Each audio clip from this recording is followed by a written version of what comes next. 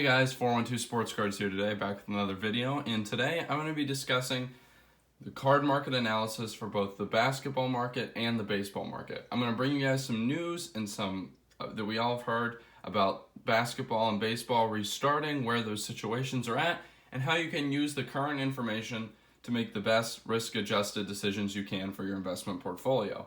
Obviously, in these crazy times, we all know it's not 100% sure that even like the NBA is going to get back on its feet like we thought it might.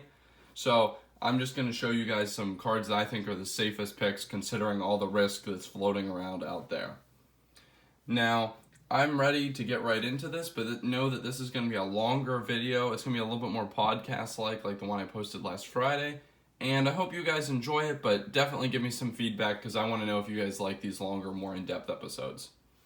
So, start with basketball. The league has agreed to start the season on July 31st. They're going to play 8 regular season games and get into the playoffs, and that sent the sports world crazy. Now, there are rumblings of players not wanting to play for fear of illness, giving an illness to their family. We heard Joe Ingles talk about that a little while back. And there also are some rumblings of people not being pleased with all the restrictions being imposed on them by the league. But I think it's pretty safe to say that the playoffs are going to happen. I would say that the odds are definitely in favor of them happening. And with that in mind, understanding there is some risk, but there is likely to happen. What are the players we want to be looking at? This is really important, you guys. We want to be looking at players who have a chance to make a playoff run, but also that you have faith that they can continue to produce next season. Essentially, what I want you guys to recognize is that the playoffs are a huge catalyst for card growth, and we want to have exposure to that because it's a once-a-year thing in each sports card market that the playoffs come. And in the NBA, it really fuels card prices, and now I think you guys need to make sure you have exposure to cards that can go up a lot in the event that the playoffs do happen. But you really need to be careful and not just throwing all your money at random guys on playoff teams, because you want to also be aware that in the event that the playoffs don't happen, you need to be sure that you're going to be okay and that your investments aren't just going to get wiped out. So what type of cards do I mean by this? We're going to start it off with the yes category. I've got about 4 or 5 players here, I think. Yeah. Obviously, we're going to start off with some real easy stuff. LeBron and Giannis, automatics. They're the easiest to choose right now because their outlook is so great no matter what happens. Giannis is young, about to win his second MVP probably. And Braun is just, pretty much wrapping up what has been an all-time great career. So, no matter, playoffs obviously are a huge chance. If either one of them were to get a ring, cards would explode for whichever one got the win. But I think that the prices are definitely safe, and honestly should probably continue to appreciate even if the playoffs don't happen. So I would definitely be looking at those. Those are the highest quality in my opinion. Luka's close to an automatic, but not quite there yet in my opinion. 2 full years in the league is a lot, and he's shown improvement this year over last. Definitely has approaching MVP caliber talent, but he's not in the LeBron Giannis level of safety. But see, he also is going to be in the playoffs, which is why I like Luka. I think he's nice for the long run because I think of all of his potential. But he does have a chance to, get a playoff series win or two in the event that the playoffs happen this year. Unlike Trae Young, which I'm going to contrast him with later. So that's why I'm personally a bigger fan of Luka in this current moment. Because in this current moment, I want you guys to be able to get some exposure to cards of guys that are going to be in the playoffs so that you can make a little extra money in this period of short-term growth that we'll likely see with the sports playoffs resuming. Another one I like right now, Jason Tatum. His cards have been going up a little bit recently, but he showed the potential in February and a little bit in before that he can be a true star. And I think that the Celtics this year are great. I definitely would not put it out of the realm of possibility that they could beat the Bucks. No doubt if they reach the Bucks in the Eastern Conference Finals, Giannis is the best player on the floor, but the Celtics' depth and grit, I think that they're a force to be reckoned with, and I think that they could easily come out of the East. And if they do, Tatum is the number 1 face on that team, so he's the one who's going to see his cards spike. So I mean, I think the playoff bump potential for Tatum is enormous, and I'm not going to lie, I think he's great to hold even if the playoffs don't happen. He's shown us a lot, and he's still young, and he's on a good team. I would be perfectly happy to sit on Tatum's all offseason, even in the event that the playoffs didn't happen. And that's I think he's kind of a perfect example of the card that you want to be looking at right about now, with the playoffs likely coming, but we're not 100% sure. Kind of another guy that I want to talk about here. I don't have the finest card of him, but this is still not a bad card. At least it's something to show. Is Shai Gilgeous-Alexander. A lot of people have been high on Shai, but he's nowhere near the attention that Luka and Trae are getting from the 2018 class. Dynamic scorer. He has a ton of height at the point guard position. I think he's 6'5" or 6'6". Does it say on the back here? No. But yeah, 6'5", 6'6" at point guard. And he's on a team that's really figured it out this year. The Thunder, at the beginning of the year, a lot of people didn't think would be that good. But really, the second half of the season, they exploded. They took off, and Shai's been a large reason for that. And he, along with Chris Paul, are the premier players on the team. So I see him as poised to benefit enormously from the Thunder getting a playoff series or two that they would win. And even without the playoffs, he's 21 years old, he has great talent, and that combination is unbeatable. I definitely don't have as much of his as I would like to, so Shai is definitely a guy that I'm going to be going pick up just to get a little bit more of him in my portfolio. Now, kind of moving on to who I would not be investing in. I contrasted Luka before with Trae Young. I'm going to clarify it now. I would not be buying Trae Young at a time like this. I know a lot of people are high on Trae Young as an investment target, but I really don't see now as the time to buy for him because you're getting none of the short-term upside of a playoff run. That is honestly what makes this part of the year in the sports card market, basketball in this case, special. You're going to have none of that upside in the short term, whereas Luka, you have the short term upside. Now, I kind of view him like Shai. He's like a tier below Luka. I mean, obviously people like Trae more than they like Shai.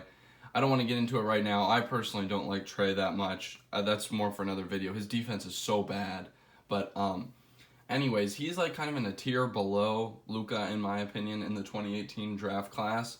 So I would compare him to a guy like Shai, where with the like popularity he has. But when you look at the situation right now, Shai's in the playoffs. Like, the Thunder can make a run.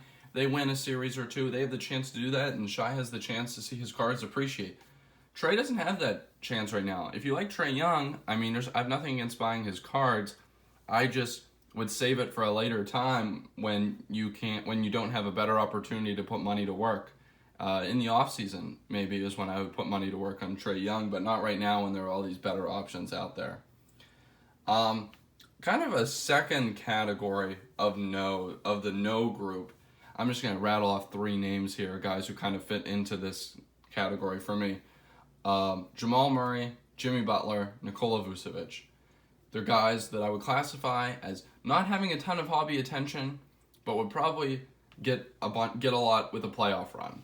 Now, Vucevic is on a terrible team. They're at the bottom of the East, the Magic. Terrible is a strong word. They're a playoff team, but bottom of the East for sure. Jamal Murray and Jimmy Butler are both on good teams. Jimmy Butler in particular kind of being the star on a Miami Heat team that's performed well this year. Now, Jimmy Butler hasn't gotten a lot of hobby love because, for one reason or another, whether it be it's probably the fact that he's hopped around to so many teams. But I do think that a playoff run for a guy like him or Jamal Murray would really draw attention to them. They'd be on the national stage, and it would really increase their cards a lot. These are definitely riskier plays, and I am typically a risk-adverse investor, so I don't want to dabble in these as much right now when I see safer options out on the market. But I have no doubt that a guy like Jamal Murray or Jimmy Butler would see huge price increases in the event that the playoffs happened and that their cards, and that they won a series or two. But, I mean, with the current state of things and where you can't be 100% certain that the playoffs are going to happen, I don't think these guys have much long-term upside. I see it mainly as a short-term thing with playoff contingent, and that's not where I'd want to be putting my money to work right now, and I would advise you guys not to either. Getting into baseball, the situation in baseball is a lot more iffy. The league is still engaged in a lot of negotiations on resuming the season, some of which have been quite tense. I mean, players and owners calling each other out. It's likely less than a 100-game season at this point, best case scenario, but they've been arguing over pay for a long time, and it's not looking the best. I mean, I feel like we could see a season, but we have nowhere near the confidence we have that in the likelihood that it'll happen compared to the NBA. So with that in mind, I think we need to be hedging more against missed time in baseball than we do in the NBA. And as boring as it sounds, it's going to lead us back to a lot of the same blue chips. Now, I do have one special one that I haven't really talked about before that I think is kind of an interesting take. So stick around for that part. But I guess we're going to probably start it off with the no category here because that's where some of my better points are for you guys. The no category, a lot of it centers around the idea of this, that no season in the MLB would be devastating for prospects. Because the minor league season right now is highly likely to not happen. Even if the MLB season does, the minor league season, I mean, there's almost no shot at this point that season's going to get played out. So with that in mind, I want to be away from young prospects. Yes, even the likes of Wander Franco and like Julio Rodriguez and that top tier talent. With the high likelihood of the no minor league season, I'm just worried about them not having any catalyst for growth.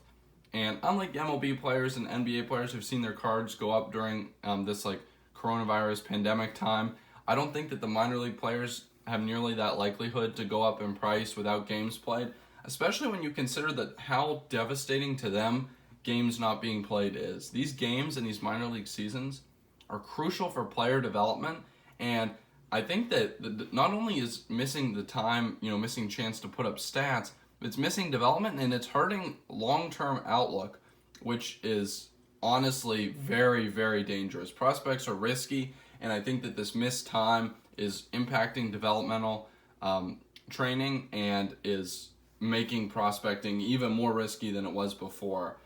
I mean, prices are definitely going to go down in my opinion, and maybe you want to try to capitalize on those low prices, but right now I'm staying away because I just see so much risk in it right now. I'm definitely worried. I've got cards like this Ronaldo Hernandez Bowman Chrome that honestly are going down in price, but I still would be okay selling because I don't really want cards like this around at the current time, especially guys like this. Brian Hayes, Bowman Chrome Auto. He was on the older side. How old is he? 23 already. Still in the farm. I mean, cards like that they worry me because I'm worried that those guys aren't going to become as much as I thought they would before. So kind of getting in similar vein to these young prospects being risky, I'd be wary about the 2019 rookie class too, since they've only had 1 year of experience. That's the class with Vlad, Tatis, Alonso, Eloy. I'd be a little wary about these. The missed time matters a ton for guys like Tatis, who showed a ton of promise, because he's in his crucial developmental years. I mean, he's trying to put it all together at the MLB level. He just had a little bit of experience. And in particular, I'd be really scared of Pete Alonso. Age is a huge factor there. I think that's what we're talking a lot about in the MLB, is that age and developmental status being the kind of determining factors. If they're high in age and they're not not well into their careers, I'd be really wary. Kind of what I said about Brian Hayes. Pete Alonso falls in that category. He's 25 right now, and he's only got 1 year under his belt, so I don't see a ton of upside just because of how old he is. Anyways, we're going to get to some brighter news. 2018 class, I think, falls into my yes category. So, Acuna, Soto, we talked about a lot on this channel. It's tough to draw a line in the sand and say these players won't have their development hurt as much, but I think 2 years in the majors is a huge difference from 1, and they're definitely more established, definitely more capable at the MLB level. Now that said, I'd be a little wary buying these at full price. I do see some risk just because of how young these guys are, and not having, the in-game experience like they would be getting normally if the season doesn't. This is all provided the season doesn't happen. We're being very cautious and looking at things with a very cautious outlook here, just to try to point out what I think the best risk-adjusted choices are. If prices sag a little bit, I think these are huge buys. I think they've both done a pretty good job of proving themselves. I mean, I think they've definitely done a lot. And as prices sag, I think it's your best opportunity you'll ever get to get in on those. Now we're going to get into something a little bit more exciting. I think Lindor is a strong yes at the current time. I mean, he's 26, perennial all-star. I don't think his development is going to be hurt a ton if the season doesn't happen because he's pretty far into his career. And he's been underappreciated in Cleveland. He hasn't gotten a lot of the spotlight that he's deserved for his hitting and his fielding. Now, he's at an interesting point in his career. 2021 is his last year of arbitration. In 2022, he'd be an unrestricted free agent. And I mean, I think with the end of his seasons and the Indians franchise coming, odds of a trade are pretty high because, the Indians wouldn't want to just lose him for nothing. And free agency coming too. Odds that Lindor lands on a bigger market team in the very near future, I think are very high. And with that in mind, I would like to be targeting him because we've seen a lot of guys get a big bump as soon as they've been traded to larger market teams. I would definitely be on the lookout to pick up some Lindors. I think this card's slept on. I mean, it's gone up in price recently, but compared to other guys, I think this card is a steal. And I think that it has huge potential if he gets off one of the smallest markets in the MLB. I mean, stars on small markets who are going to likely go to new teams soon is a huge area to be targeting. And it makes sense to do it right now. You might as well. It's pretty safe because that team change is going to be happening here. Obviously, final yes, Mike Trout. Duh, we all knew it. Tried to be boring and stay away from this not to be boring and stay away from him for a while, but we all know, in my opinion, he's still the best buy in the sport. Play goes on. I'd like to be in this 2011 Topps Update Trout. I think it's going to go up the fastest, but also might not be a bad time to get into some lesser Trouts. Especially if the season doesn't happen. I think a lot of collectors/investors are going to have time on their hands, going to be looking towards Trout as the face of the MLB and looking to get in early on the next big thing. I talked about this in kind of a previous video. Cards like this 2013 Rookie Cup, 2013-14 Trouts are still really cheap, and I might be looking at some of those right now because I think they're great buys whether or not the season happens. In quick summary, how would I be dividing up my money between the NBA and the MLB? I see the NBA as having a ton more short-term upside. I think it's a lot more concrete that play is going to happen soon, and the playoffs are coming, so I'm going to be putting my money there. Anyways, I hope this video gave you guys a ton of the information about the topic you need to make your own decisions, and that you'll be able to make the most of the sports likely resuming in the future and building up your investment portfolios. Anyways, I hope you guys like this. Please leave some comments about how you felt about this video, and I'll catch you next time.